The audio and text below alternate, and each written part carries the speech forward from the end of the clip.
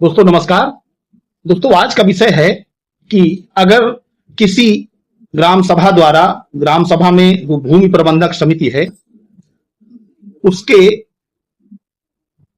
अध्यक्ष और सचिव द्वारा माने लेखपाल द्वारा आपको कोई नोटिस दी जाती है किसी ऐसे मकान के लिए कि आपने अवैध कब्जा किया हुआ है, और उस लेखपाल द्वारा कोई मुकदमा लिखा दिया जाता है क्रिमिनल ट्रेसपास का, माने आपने आपराधिक अत्याचार किया है, क्रिमिनल ट्रेसपास किया है।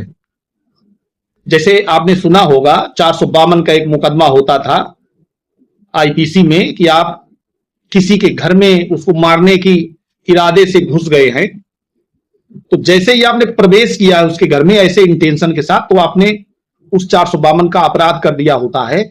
इसी तरीके से बीएनएस में वर्तमान समय में दो धाराएं हैं, 329(2) और 329(4). तो 329 जो सेक्शन है बीएनएस का, भारतीय न्याय संहिता का, इसका मतलब है क्रिमिनल ट्रेसपास, माने आप किसी के जगह में जबरन घुस गए हैं और घुस करके उसकी मर्जी के बिना रह रहे हैं, तो ऐसे में आपके विरुद्ध ये मुकदमा लाया जा सकता है।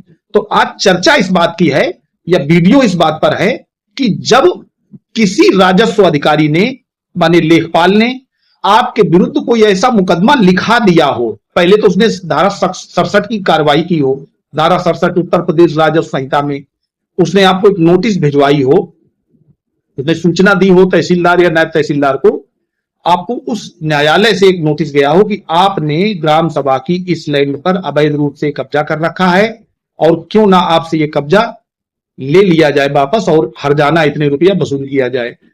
और वहां आपका मकान बना हुआ था। गांव में इस तरीके के विवाद 99% आते हैं, और इस नोटिस के साथ ही ऐसे लेखपाल ने किसी पार्टी को तैयार करके या स्वयं के आवेदन पर आपके विरुद्ध कोई एक एफआईआर भी दर्ज करा दी है। आपको पता भी नहीं चला, विवेचक महोदय ने आपके खिलाफ आरोप पत्र प्रेषित कर दिया है और वो न्यायालय में सबमिट होने के बाद आपको समन प्राप्त हुआ है।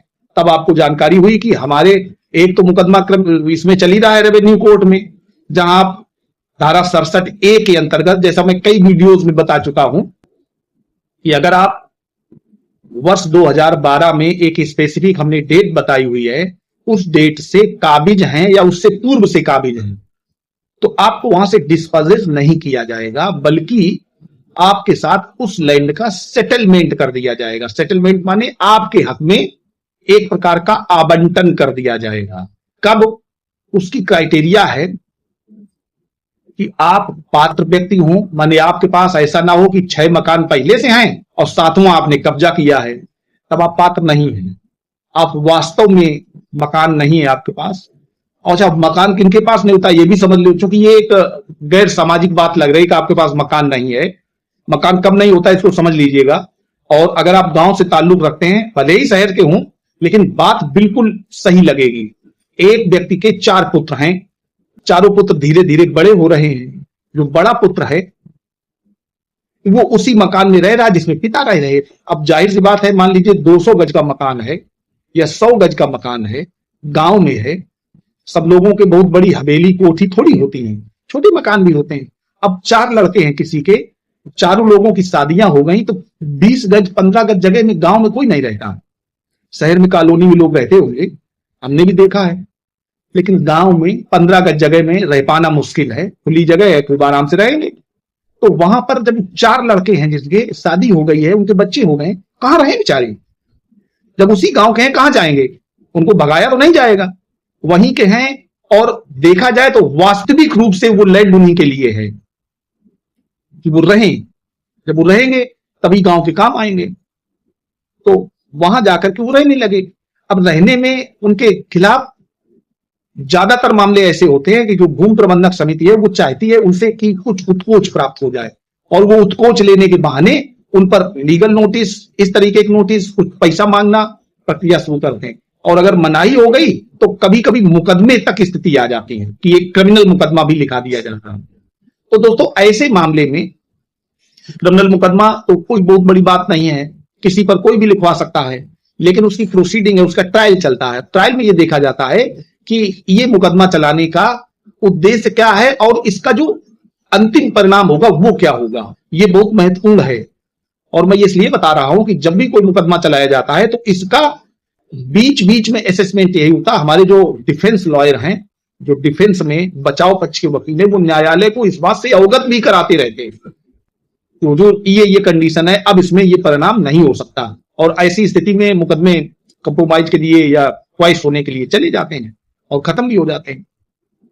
जैसे मान लीजिए आपको डिस्पोजेस करने के लिए धारा 67 रेवेन्यू कोड 2006 का वाद तहसीलदार के यहां या एसडीएम के यहां या किसी सक्षम न्यायालय में विचाराधीन है, जहां पर प्रोसीडिंग हो रही है।